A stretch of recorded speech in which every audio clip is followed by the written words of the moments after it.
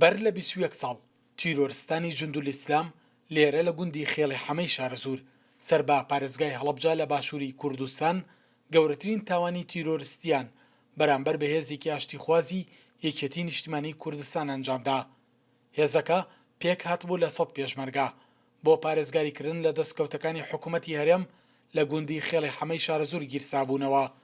تیرۆرستانی جوندولیسلامیش لە ئێوارەی ڕۆژی 23 نۆی 2001 تەنها 12 ڕۆژ دوای هێرشەکانی 11 سێپتەمبەر لە ئەمریکا هێرشێکی غافڵگیرانەیان کردە سەر پێشمەرگەکانی یەکێتی نیشتیمانی کوردستان.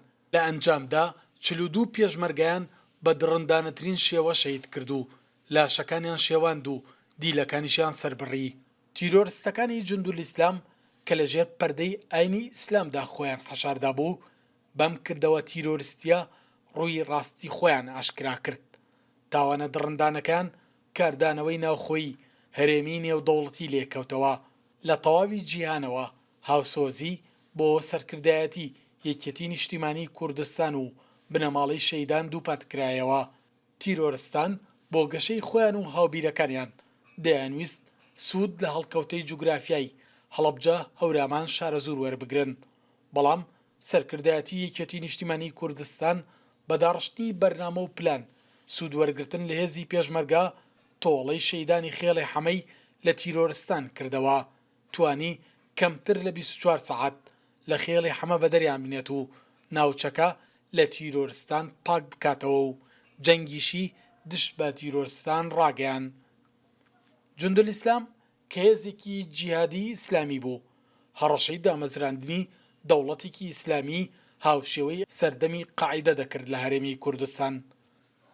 ئەو بەڵگە و دۆکۆمنتانی کە لە تاوانی خێڵی حەمە و هاوکات دوای ئازادکردنی شاخی شنەروێ و بەفری میری کە دەکەونە ڕۆژهەڵاتی هەڵەبجە لەسەر گروپی تیرۆریستانی جوندولیسلام کەوتبوویە دەست یەکێتی نیشتیمانی کوردستان، ڕاستی پەیوەندیەکی توندوتۆڵی گروپە تیرۆریستیەکە و ڕێکخراوی قاعیدەی دەسەلمان بە سەرۆکایەتی گەورە تیرۆریستی جیهانی ئەو دەما ئوسامە بن لادن. یەکێتی نیشتیمانی کوردستان بەو بەڵگانە توانی پاڵپشتی نێودەوڵەتی بەدەستبێنێت. هەر بۆیە بەر لە پرۆسەی ئازادکردنی عێراق لە ساڵی 2003 بە هاوکاری هاوپەیمانان هێرشی ئاسمانی و زەمینیان بۆ سەر بنکە و بارەگاکانی جوندولیسلام لە هەورامانی باشووری کوردستان دەست پێ کرد. توانرا هەموو هەورامان لەو تیرۆریستانە پاک بکرێتەوە. خەونی دروستکردنی دەوڵەتی ئیسلامی بە سەرکردایەتی ئەو تیرۆریستانە بۆ هەمیشە لە هەرێمی کوردستان لە گۆڕنرا.